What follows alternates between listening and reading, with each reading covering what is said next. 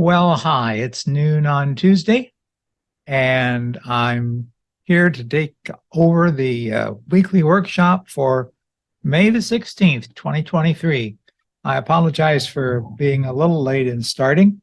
Um, my computer had to be burped in order to get things started, and then Zoom decided that I wasn't really who I said I was, and so I had to re-log in and so forth.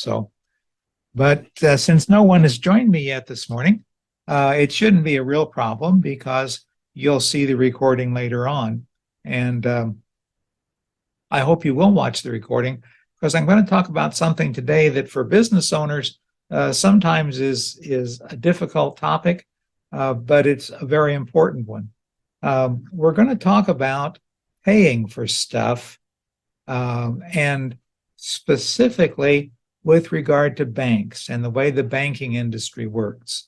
And when I say banking, I'm including in that the whole idea of things like merchants' accounts, organizations like PayPal, Zelle or Zelly, whatever, however you pronounce it, Venmo, different kinds of ways that money is transferred around the economy. Banks are important because they are the agencies that hold our money. And we have an entire system that's been built up over time.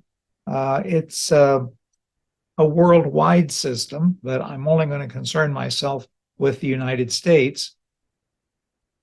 But it's a system where the banks correspond with each other electronically nowadays. I'll tell you a story about that in just a second. And it's called the Automated Clearinghouse, ACH.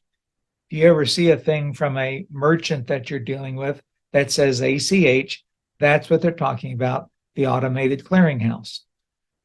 Before there was an automated clearinghouse, there were still clearinghouses, and they were places where the documents that were used to transfer funds or to record the transfer of funds were gathered together and then sorted, and the results of that sorting sent back out to the agencies that were involved. That's what the clearing process is. When I was in college, I had a good friend who got a part-time job in Indianapolis, and his job was involved in picking up canceled checks and taking them to a fairly hard to find location and putting those checks into the system so that then overnight people would sit there and run those checks in order to do the clearing of the check of the cleared checks. Now, at that time, we didn't have everything automated, but we were to the point where the little codes down at the bottom of a check were readable and things could be sorted in that way. I suppose in the late 60s, early 70s, that was probably considered automation, nothing like we have now. But my point is, this was time consuming because I rode along with him because we had something else to do one night, and we had to stop at this headquarters of the bank in downtown Indianapolis. And he went in, showed his credentials. We got a big old bag, a huge bag of that day's cleared checks that were for the night. And then we drove to the place they had to be dropped off. Well, after we left and dropped the stuff off, there would have been other people bringing their stuff there. We're talking physical objects that had to be taken out of a bag and sorted, run at the very most, run through a device that read the barcode off the bottom. And so later on, as the evening went on, this information was compiled and resorted, and probably, again, at that time, punch cards were created and sent out and things were done. And so then by the next morning, that day's clearing for that location was done. And I suspect that the reports that were generated from there then had to be divided up and maybe mailed or perhaps hand delivered by courier to another location where they were put into a larger compiling. What I'm trying to describe here is a process that can take 2 or 3 days to complete. And that's important because even now, you know that when you have someone, when you make a deposit of a check, they will tell you it may be 3 to 4 days before it shows up in your account. Well, that timing goes back to the days when those things had to be done with physical objects transmitted physically to physical locations. Whereas today, they're all done electronically. And in fact, the money that they represent is represented in the clearinghouse system instantly, immediately. However, there's also a thing, and you may well have used it in your financial life, called the float. And that is the fact that you can have money in your account, and until it clears your account, it's still in the account. The problem is the float represents the money that you've written a check for, or perhaps that you've put into your automated, your online banking situation. And then the new bank also has access to that, or the check itself may have already been processed through the clearinghouse, but it hasn't yet transferred to the next bank. And during that float, that money exists. It's out there in the great clearinghouse system. The Federal Reserve holds the funds in the great clearinghouse system. That's actually the only real money that the Federal Reserve has, is all of the tens of billions of dollars of money that's on the float at any given time. And this is important because what happens is the Fed pays interest to all of the various entities that have money in the float because they're holding that money right now. And the Fed charges that interest at a rate that we call the prime rate. That's what the prime rate is. It's the rate that the Fed charges and pays for the float, for the money that's out there. So at any given moment, the tens of billions of dollars that are on the float, interest is being accrued and paid to the entities that own that money. Sure, even a large check, even a multi-thousand-dollar check might only, at the prime rate for the few hours that it's there, might only make a few cents in interest. But when you consider the fact that most banks will have hundreds, if not thousands, of items on the float at any given time, the total amount of interest that they can earn on a daily basis is substantial. That's important for you to remember, because that money, that interest that they receive is income to the bank. It's money that they can use to operate on. So keep that thought in mind. There's money out there 24 hours a day, 7 days a week, with the possible exception of Christmas. But I won't even guarantee that the float doesn't exist on Christmas Day. The point is that money is out there, and that's where your money is during the float period. So when you go and make, one of the most popular things to do right now is to take a check, take a picture of it with your smartphone, and have it thereby deposited into your account. That's the automated clearinghouse. The picture of the check provides the data that the system needs. It's still the code across the bottom. It's just that now we have software that can parse that image and take that information and utilize it. That's done instantly. Once that check image is in the system, the parsing begins. You know how fast a machine could read that line across the bottom of a check. And yet you still are sometimes told that it could be 2 to 3 days before that deposit will be recognized. Now, one of the things that I find with my accounts is that my bank at least generally makes that money available to me the next day. But there's still an overnight float that money is not mine to use. The bank's making money on it, however. I keep going back to that because I want you to remember that the bank is making money on your money, whether it's on the float or whether it's still in your account. The bank makes money on it because of the way the automated clearinghouse system works. It's the basis, it's the foundation of the economy that we have. I don't want to get into a long discussion about what is the basis of our economy, but believe me, our economy is all cash flow. And so what I'm talking about today, why I'm giving you this detailed explanation of my understanding of how this stuff works, is because I want to talk to you about how you can best utilize this cash flow. Now, you'll remember that I mentioned something about other banks or other things within the system, like merchant accounts and so forth. And so a merchant account operates very much like a bank.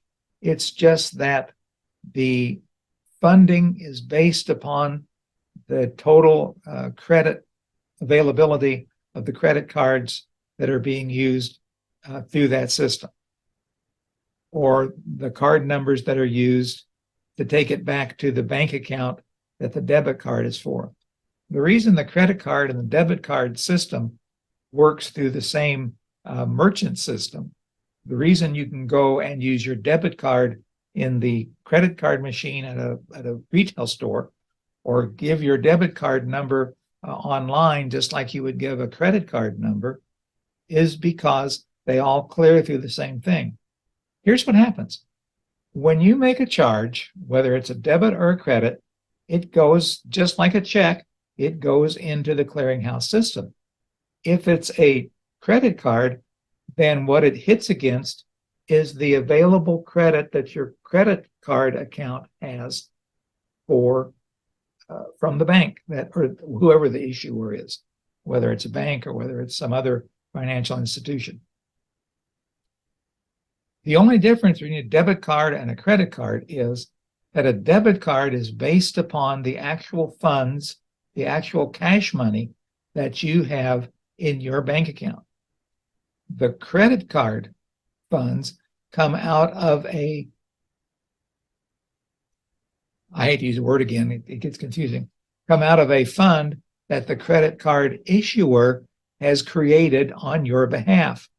It's not your money yet, but it's available for you to use. You oftentimes see on your online bank statement the available balance, which is frequently different than what you may show as the actual balance.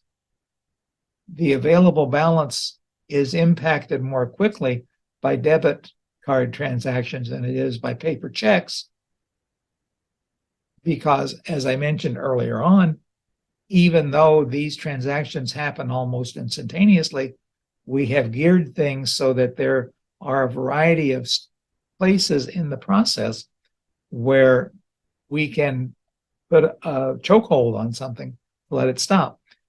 In the case of a check deposit, they call it a hold. Now, oftentimes there will be holds placed on checks for extremely large amounts, or there may be within the system a check of a particular check writer may have a hold built into the system because they have a bad reputation, or they've been identified by law enforcement as someone who's not doing something right. And so when that check comes through, it's stopped. There's a hold put on it. You don't get it for 3 or 4 days. You might not even get it for 10 days.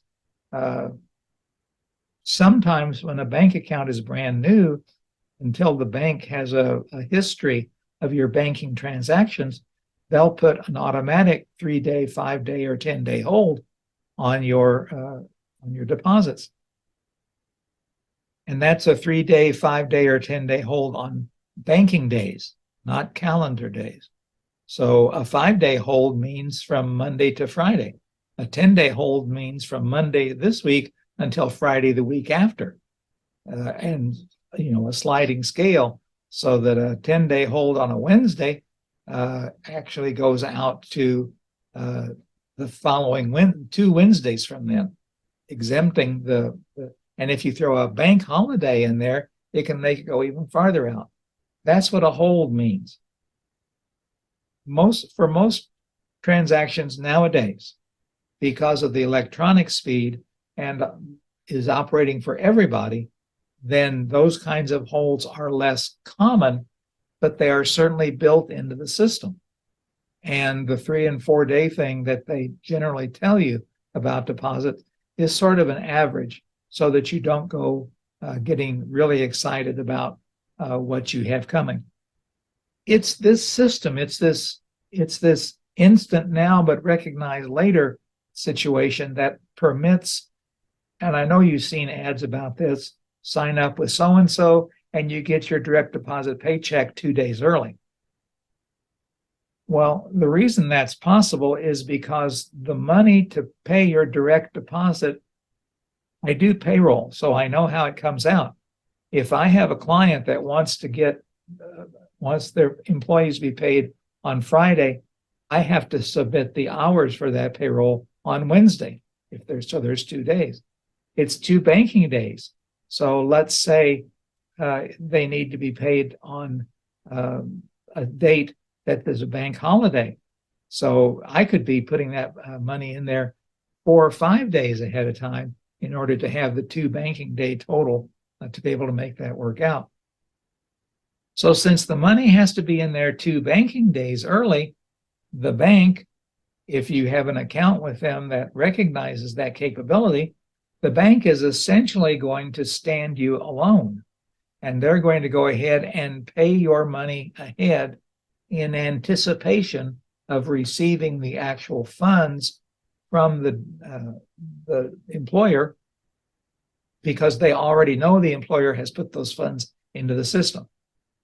That's the reason that works. Sometimes it comes back to bite you. I had an employer a few months ago that, because of a mix-up and a personal illness, was not able to cover the checks that we had put out there to be paid.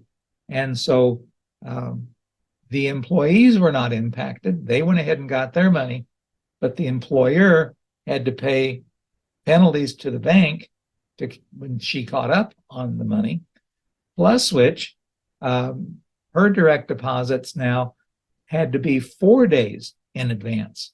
And the reason for that was they wanted to get the 2-day float that was the standard float for payroll. They wanted to make sure they had that covered before they started the 2-day float to actually pay the money. See the 2-day thing? If your payday is on Friday, but you've got to wait 4 days to do it, your payday's on Friday, the 2-day float means that the money becomes available on Wednesday. But because of the 4-day issue that she faced by not being able to cover those checks, she had to go back to Monday.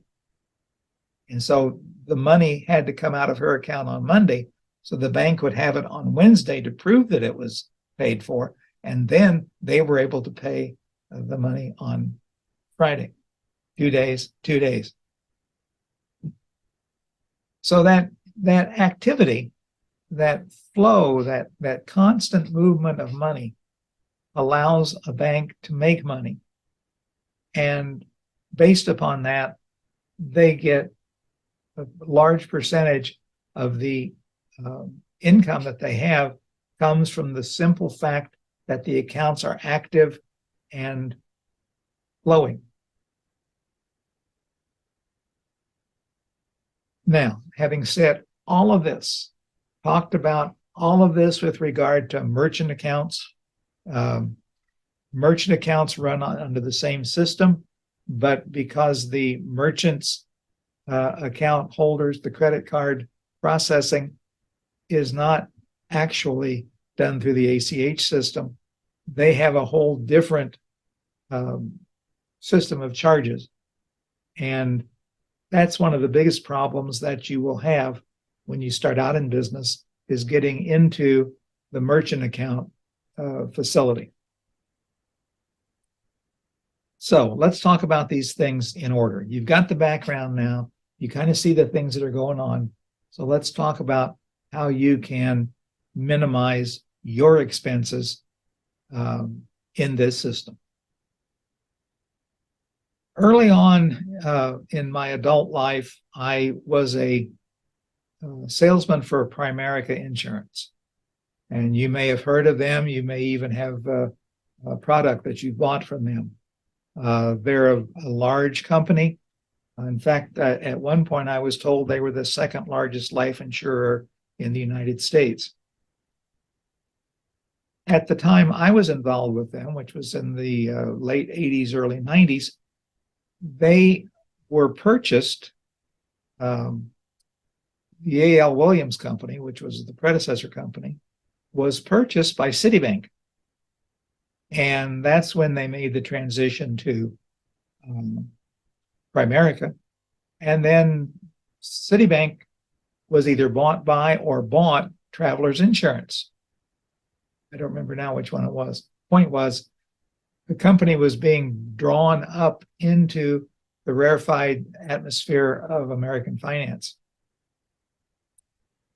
And the guy that was the president of whichever the company was, whether it's Citibank or Travelers, and of course, when they do mergers, it could be the Citibank was more recognizable, so they used that name, even though he was a Travelers guy. I don't know. My point is, the head honcho of this conglomerate company that owned Primerica always said in sales meetings, said this, and it has stuck in my mind ever since because it's true. And that is, I know more, pay me. It has nothing to do with exactly what you know. It has to do with the fact that you can do something that nobody else can. Well, that's exactly what banks and credit card companies and stockbrokers and all the rest of them do. We know more about this system, so pay us to use it. I'm pausing on purpose for you to think about that. It's not the same thing as the amount of money that you may be holding for someone that you can lend out or do something with. It's not about the value of the money. It's not about the value of land. It's not about the value of a property, how desirable a hotel or a house or an apartment is. All of those things are things that can create a value that makes paying worthwhile. But in the case of money, it's simply, I know more, so pay me. So what I'm telling you today is stuff that I know, that I want you to know, so that you can make judgments about how to minimize those kinds of costs that you will have. Look, there's no way to eliminate it. There's absolutely no way to eliminate it, because there always has to be a system that will be used to further commerce. Even if we were back in a barter system or using actual gold coins or whatever, there has to be a system for what to do about it. You know, I suppose we could go back to the medieval way, where everybody carried everything that they owned on their person, or had their bodyguards follow them around and carry what they owned. But hey, guess what? Those bodyguards would want to be paid. So now there's a cost involved in handling the system. Even if we're just talking about putting money in a chest, unless you're a chest maker, you've got to pay for the chest. And even if you are a chest maker, you got to pay for the products that you use to make the chest. Or even if you have all the products you use to pay for to make the chest, you had to get those products from somewhere.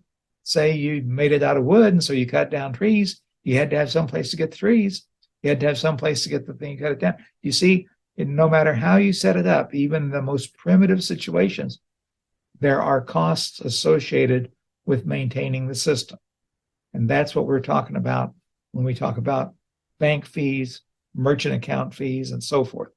These are the costs that are associated with maintaining the system so that I can tell a client that I have never physically seen, I've never seen face to face. I may have seen them on Zoom. I may have talked to them on the phone. I may have read their emails. I've seen their driver's license. I've seen the things that are used to identify them. But the point is, because I can help somebody that way without leaving this chair, and that I can do the things that need to be done to provide them with a tax return that is satisfactory to them. You'll notice I didn't say that makes them happy, because I can't always make someone happy, but I can satisfy them that we've done the best we can. For all of that to happen, and if they're going to pay me, then we have to use this economic system that we use, and they either need to use a charge card or a debit card, or even a few people I still get physical checks from, which I turn around and I don't take them to the bank. I turn around and take a picture of them with my smartphone. So obviously there has to be some costs involved there. The float system that I mentioned before is usually what a bank, I shouldn't say usually, it's what a bank can rely upon to handle these transactions. Many years ago, I worked for an insurance company, and it was large enough, it had its own credit union. Now, credit unions were a lot different then than they are now, because for the most part, they were very small, very conservative organizations. But I told the head of this insurance company's credit union agency, I said, why don't you charge a service charge? And he laughed and he explained what I have just explained to you. We get all of our money from that stuff, plus, of course, the interest that we collect on the loans that we make. You'll notice none of the things I talked about had anything to do with loan interest that's paid. Banks do get that, but even the payment of the loan itself, part of it for interest, part of it for principal, but all of that becomes part of the float. So the bank not only makes money on the interest they get paid, they also make some money on the payment of the interest that they pay. I'm sorry, payment of the loan. And when the bank turns around and pays interest to you, loans may be earning the bank 8%, but you're lucky if the bank will pay you 2 or 3%. So that difference in loan interest is also a cost to you, because if you had some way to borrow money and make 8%, that'd be better than giving the bank your money and only earning 4%. And I'm being way too rambunctious. Yes, I have seen a few banks that are offering CDs right now at 4%, but most bank interest is still down in the 1 to 1.5% range. Certainly for what we used to call passbook savings, just a regular savings account. So remember that the float is different from the interest that's paid. So if you go to a typical bank and set up a business bank account, typically you will pay service charges. In fact, sometimes the service charges can be substantial. Now, if you have a very large account with a lot of transactions and a lot of money on deposit, a lot of deposits being made, and so forth, so there is, even if it's electronic, it's clear that there's more stuff going on. the bank will charge you more money for that. They may charge you $30, $40. It may even be more. It depends upon how much you have. But for most of us, certainly for those of us that are involved in this learning community right here, we don't have anything near that level. And so I know of many banks, I won't go so far as to say most, but I know of many banks that will not charge a service fee just for maintaining your account. Now, they may have a limit on the number of transactions that you can have for no charge, but it's generally a fairly good size amount of transactions.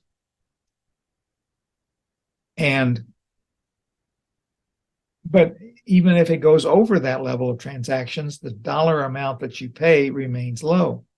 So what you have to do is to be careful to be sure that what you're doing does not increase that charge you pay. Most of us do not take a lot of checks anymore. Most of us handle things through debit transactions. And when I look at a typical bank account for the number of transactions, there might be half a dozen or fewer checks. The rest will all be electronic transactions. What you have to do is to determine for your own accounts which kind of account makes the most sense for you. If you're using one of the services like Stripe or Square, or some of the other PayPal, some of the other services that actually function as money collectors without actually creating a merchant's account for you. Your Square account, your Stripe account, your PayPal account, these are not actually merchant's accounts in the same way that your Visa card from the bank or your MasterCard account from some other provider is a merchant account. They all have different kinds of fees that they charge. Stripe, Square, and PayPal have a monthly fee that you pay. That's just a fee for, it's sort of a pay-to-play kind of thing.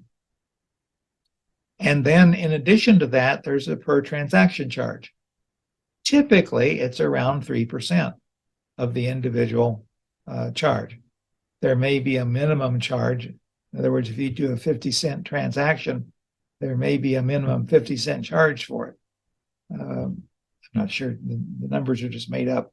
But my point is, sometimes you'll see a merchant will tell you that for a debit card transaction, you have to spend above a certain level.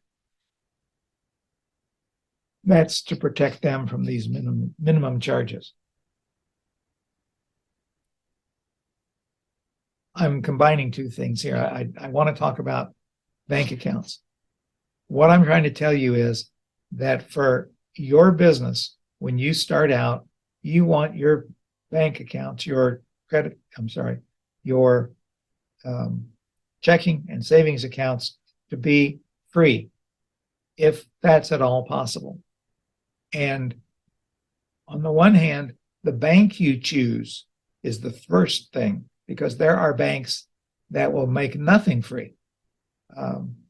I won't say the one that is the most likely to do this, but I'd hate to talk about them in case they change something or find out something by the time you see this. But it's a very large bank, and its name begins with a big C, and they're everywhere. And yes, they are a very large bank. And yes, they advertise the heck for themselves, but they also charge you for everything that you do. They charge you for, as a business, they will charge you for deposits, for withdrawals, for a mistake, for having to recount your deposit, for having to pay for a bounced check, for having to pay for a check that bounces on you, not just a check that you bounce, but a check that a client sends you and bounces on you, and they'll charge you for that. These fees are just out of mind. And to me, they're the main reason that I would never recommend that you deal with this bank. I do have clients that deal with this bank and they're quite happy with them, and that's fine with me. I'm not going to try and switch them. But typically speaking, local or regional banks and credit unions will have a much lower fee schedule, even for commercial accounts. And also don't forget that many times the very smallest business accounts are treated as personal accounts by these banks, which means you can get other kinds of advantages in dealing with them. So when you're ready to do the first and most important transaction in your business, and that is opening your first business bank account, it will pay you to do some time to research what's going on. Talk to other business owners, talk to me, get acquainted with bankers. And I want to focus on this aspect too, kind of set this aside for a minute. You want to focus on a banker, not on a bank. You want to know the person that you're going to be dealing with. It needs to be somebody that you work well with. There's somebody that you're going to share some of the most intimate details of your business transactions. Just like your tax guy, you're going to tell them things that you wouldn't tell your priest or your bartender. They need to know all of the details of what you've got going on. If you've got bad credit, you cannot hide it from them. They need to know, because if they're good, they can help you get that credit built back to where it needs to be. If they're good, they can help you work around issues, even perhaps in their own bank, so that you can gain loans or other money that you might need, because they know how to work their own internal system. So it's very important that when you're starting that first business bank account, that you're starting it with someone that you have confidence in and that you don't mind working with. And then you want to keep that relationship close. One of the things that gripes me about some of the banks is the fact that they will move people from place to place. So the business bank manager at the branch that you'd bank at may be a very important person to you, but if they transfer them to the other side of town, that's a problem. My point to you, though, for saying this is this: do everything you can to make sure you stay with that person. You might even consider changing banks if that person changes banks, but that's a bigger decision than the other. It's a banker that you want a relationship with, not necessarily the bank. My experience is that good small business bankers tend to work for good small business banks, but that may not always be the case. And you need to be aware of that if it's not. But you want to work with the banker. My very favorite business banker that I've referred many people to, and she's gotten lots and lots of business from my clients, has had a life change, and she's no longer even in the area, much less working for the same bank. And I'm really sorry to see her go. But now my goal is to find another business banker that I can comfortably recommend to all and sundry, whoever wants a new banker. So you start that first business bank account. That's where you need to start. And then you want to start working with those people to get the accounts set up the way you want them. Now, we'll do another run at Profit First organization on another date. But when you set up that first bank account, you're probably going to want to set up at least 3 bank accounts, maybe 4 if you want to include a savings account. But the point is, you have to find a banker, you have to find a bank that has reasonable fees, and you also are going to have to take the understanding that when you first start out, you may have more trip ups or more slip ups. And so you need to make sure that you're not paying the most expensive bounce check fees or whatever. Don't plan on the negative things, but be aware of them. So now we've got the bank taken care of, and many banks will have a merchant service. And if you qualify for that, that's probably a good place to start. But for many of us, we don't qualify for a merchant account. We don't have the credit. We don't have the transaction history. And so there are those companies that I just mentioned that provide that kind of no questions asked to start in dealing with credit cards and debit cards. PayPal, of course, is one of the biggest, but there's also Square, which is probably the one that you see when you go to a store, when they have a little square thing, or go to a restaurant. That's usually Square. There's another one that's more geared toward online.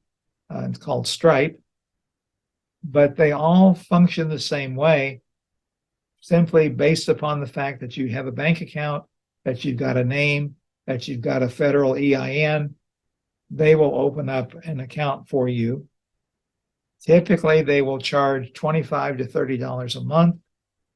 That's the pay to play part. And then, as I said, usually around 3% per transaction.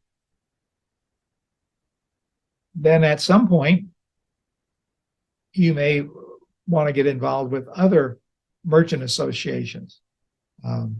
There are others that you have to qualify for. They have a variety of names. There's one that specializes in accountants called CPA Charge. There's one that actually is sponsored by Chase called WePay. And there are others. I don't know all of them, but these are true merchant associations. They operate just like a merchant account. They too will charge a per transaction fee, and they may even have a monthly charge, or more often it's an annual charge. But what you can do is you can shop these providers. And I know of a variety of people that provide those kinds of services, those kinds of merchant services. Heartland is a name that comes up a lot, but there are dozens of others. And so because there are so many different component fees in what they charge, you can oftentimes manipulate the collection of fees so that your total charges are less with one of these companies than with another. But since most of them will not take you on from the very first day, you've got some time to do some research and find out about that. So it's an important feature to have the understanding of how these things go.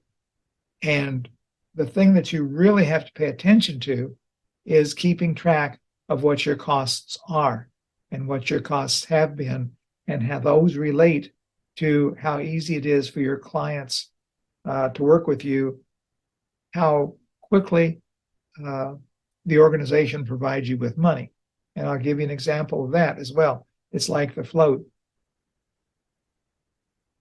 I have a PayPal account, and some of the reason that I keep the PayPal account is because if I take a PayPal charge, I can instantly use that money. And I even have a debit card from PayPal that allows me to instantly use that money from that debit card. That to me sometimes comes in handy because at certain times of the year, I run my business very close to the bone. And so having the ability to instantly convert a sale into something that can be used both directly and online is a very powerful tool. On the other hand, one of the other services that I use for taking charges, they can take up to 4 days. And they really do take the 4 days to do it, provide me the money. But what I get from them and why I keep them on board is because of a special promotion, they do not charge me their usual monthly fee. All I pay them for is the transactions. So, it's you have to consider all of these alternatives when you're deciding how you should do that and what you should do with it. Your relationship with your bank is very important. Everybody has a situation from time to time where they run out of money and they bounce a check. How the bank treats you when you do that is very important. Some banks will, within the limits of the banking laws, will allow you to carry an overdraft even though you don't officially have an overdraft account. They will charge you a fee. They'll charge you a daily fee for remaining in overdraft.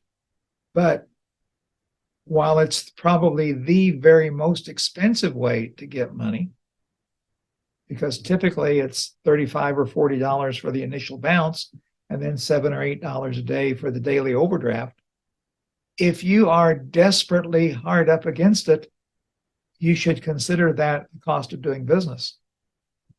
I'm not telling you to rush out and do things that way, but what I am telling you is you need to be aware of that and how it works for the bank you're working with so that you aren't caught by surprise if something goes south on you.